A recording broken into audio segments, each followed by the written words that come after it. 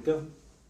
Hi everybody, Scott Nell here again with the Scott Nell team. I'm here with Ron Supanchek with the Law Collaborative. Ron is a family law attorney with a focus on divorce, mediation, litigation, as well as estate planning and asset protection. Ron's got some great advice for us, and our topic today is what are the most frequent mistakes people make with their real estate in divorce? And I know that you have 10 things that you want to tell us today. I'm really glad you asked that question, Scott, because when you talk about the home, which is the most valued asset very typically in the marriage, and affects so many things. It affects the future, it affects the investment planning, where are the children going to live while they're finishing school. It really is important for people to understand the power of maintaining control of the process. And we've talked previously about some ways that they can ensure that they stay in control. But I think there's advice that people aren't even aware of that is maybe even more important than whether they keep the house or don't keep the house, or whether the children get to stay in the house or move to a new house. And it really has to do with the family story. We've talked previously about the fact that we're both parents, and we've learned the lesson that parenting is a life sentence, and that mom and dad go on. Regardless of whether they stay married or marry other people, the children are always going to only have one mom, one dad. And so what I recommend that people think about doing right up front is writing the family story. What's the family story going to be? The Anderson family story of grandpa and grandma's divorce. What do you want your children to tell their children? I like that. About the divorce. And I think you should write this out. Mom and dad met, fell madly in love, had these incredible kids, loved them deeply and dearly. Things happened, circumstances changed, events occurred, and they wound up drifting apart as a couple, but they never took their eyes off their kids.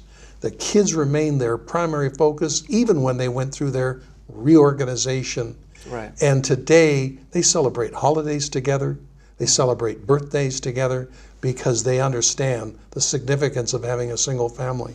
So I recommend that people write a family story in advance before they even talk to the children, and certainly before they start talking to friends or family or anyone else.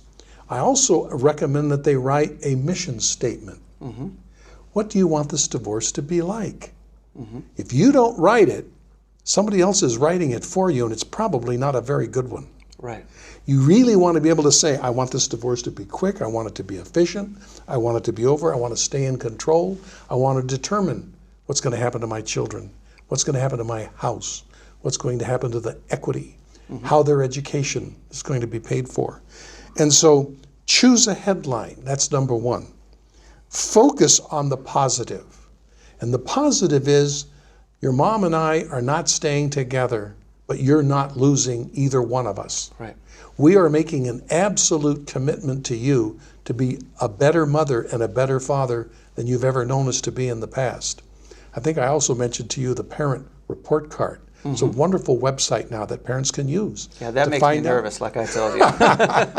my grade will change from day to day, I'm sure. But parents grading themselves, who picks the kids up from school, who takes them to the doctor, who gets their hair cut, who takes them out for shopping when they need shoes or new clothes.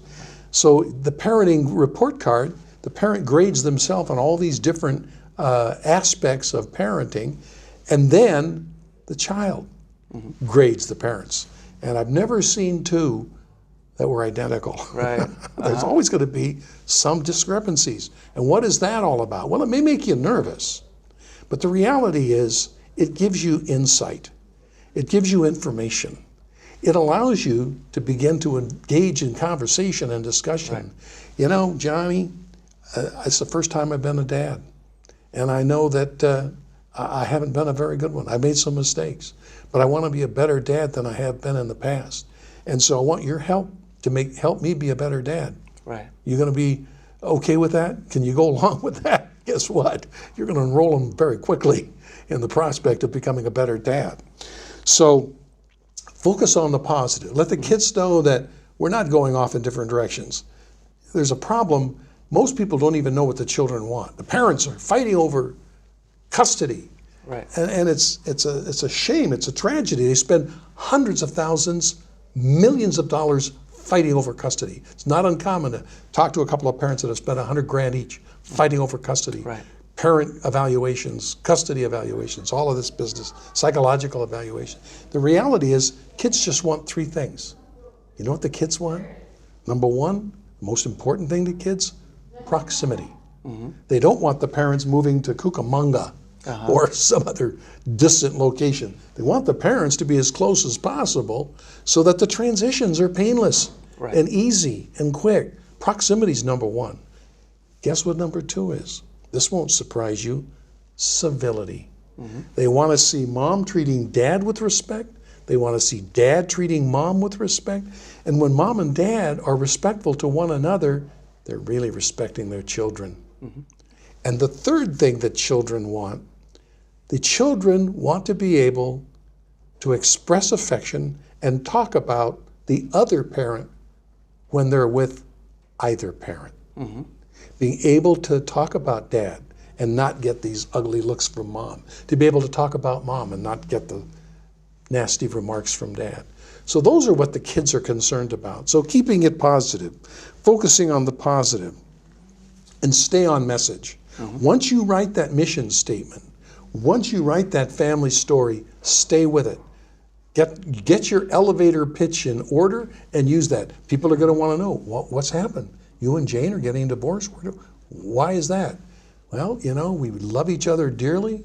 We're putting the kids first. We've decided that the family isn't working out with us in the same house, and we can be better parents if we decide to live separately and apart and become more supportive than we were when we were living together.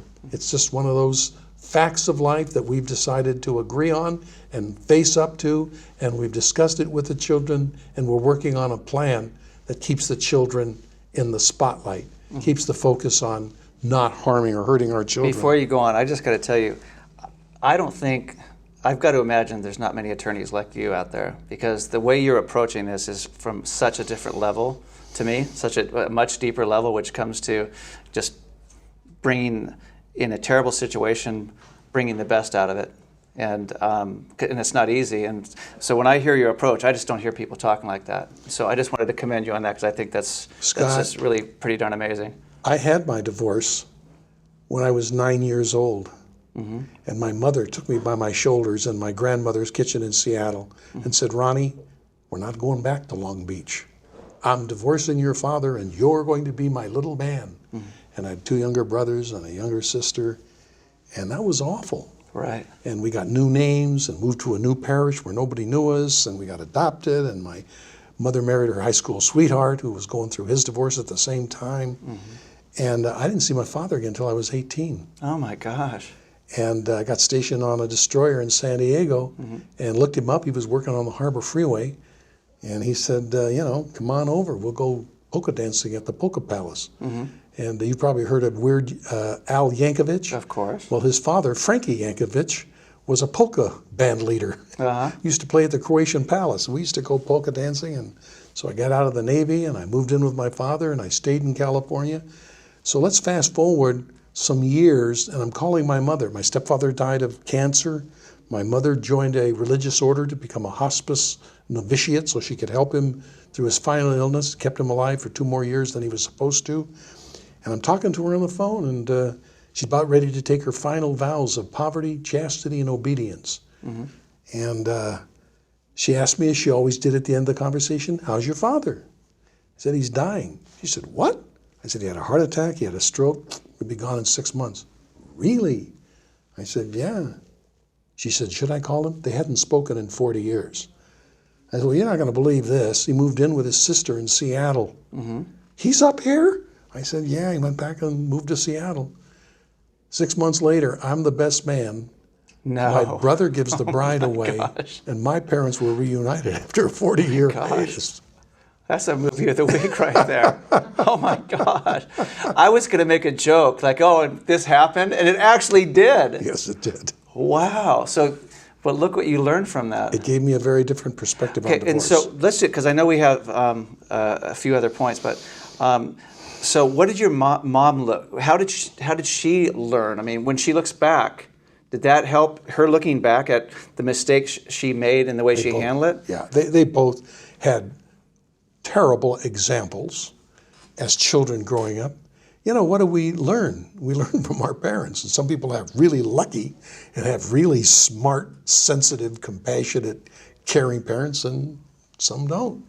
And so they weren't good communicators. They weren't able to talk about what their needs were. They weren't able to ask intelligent questions. They really lacked consciousness. Mm-hmm. So what I'm learning is that the key ingredient in the success of marriage, in the success of life, in the success of business is emotional governance. Mm-hmm. If there were just two words that I could teach my kids and my grandkids, it would be master emotional governance through techniques of mindfulness. Have you ever had a situation where you said something you wish you hadn't said? Never. No. Then you're not human. Because we all have, and it's normal and it's natural. Mm-hmm. It's allowing our emotions to take over and take control. Right. Emotional governance is mastering the mindfulness skills of deep breathing, mm-hmm. reflection, introspection, and checking inside, where am I, what's going on with my emotions before I open my mouth. Mm-hmm. Scott, every time you open your mouth, it's for good, mm-hmm. or it's for something else. Mm-hmm. And that's true of me, and that's true of every other human on this planet. Every time you open your mouth, it's for good or it's for something else. Mm-hmm. And monitoring that moment to moment, hour by hour, day by day, mm-hmm. that's really the challenge of the mastery of life. Right. That can allow us to have a good divorce, a good job, a good business, a good anything. Right. So that's what's important, is emotional governance and learning how we can stay in control at all times, and then come back with the idea, what is the most important outcome that I'm looking for here? How important is this relationship that I'm having with this other person? Right. Whether it's a colleague, whether it's a spouse, whether it's a family member or a stranger I'm meeting on the street, how do I want that relationship to be? How do I want that relationship to end up? Right. So I'll just summarize. Choose a headline is number one. Mm-hmm. Focus on the positive. That's number two. Stay on message. That's number three. Be ready for backlash. Mm-hmm. People are going to come at you. People are going to ask you inappropriate questions, and the answer always has to be, I told you, here's the way it is. And you mm-hmm. go back to your script, go back to your elevator speech, the positive message. Don't post anything on social media. And this is really important because now we have amendments to the penal code. Mm-hmm. It is now a crime to say nasty things about your spouse or anybody else on the internet. It's under the stalking mm-hmm. Statute of the penal code. Right. You can be arrested for a misdemeanor by posting bad things on the internet. And write down any agreement that you have. Memorialize and document. Mm-hmm. It's okay to talk about things, but keep a record. I recommend journaling. Mm-hmm. That you should start a journal, and in the morning, before you do anything else, over your first cup of coffee, what do I have to do today? What are the questions I have that have to be answered? What is my goal? What is the outcome I'm hoping to achieve? So keeping things verbal, but mm-hmm. making a record, documenting and memorialize. Don't talk to anyone at work about your divorce. Just don't. It's the worst mistake you can make, even your best friend. It's not appropriate for me to have this conversation with you at work. If you'd like to go out for coffee at a later time, I'm happy to meet with you, but don't talk about things at work.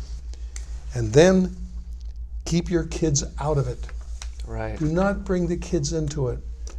But there's a wonderful book, What to Tell Children, When to Tell Children, How to Tell Children, by a brilliant writer.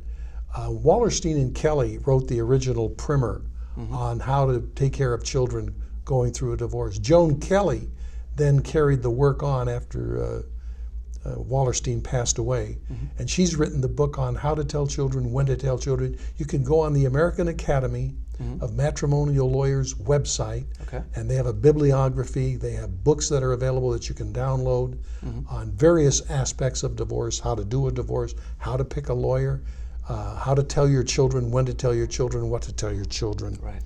And be respectful at all times of one another, of the partner. You're being respectful of the children. Be respectful to the children, be respectful to the partner. Right. If you can follow these 10 admonitions, you're going to stay in track, you're going to stay in control. You're not going to need a lawyer or a judge to tell you what to do. You're going to be able to manage this and control this and keep your house. Perfect. Perfect. Thank you so much. That's great information. We really appreciate you coming. My pleasure. Thanks so much, Ron. Hey everyone, if you'd like more information about myself or my amazing team, check out scottnellteam.com or subscribe to our YouTube channel. Thanks for watching.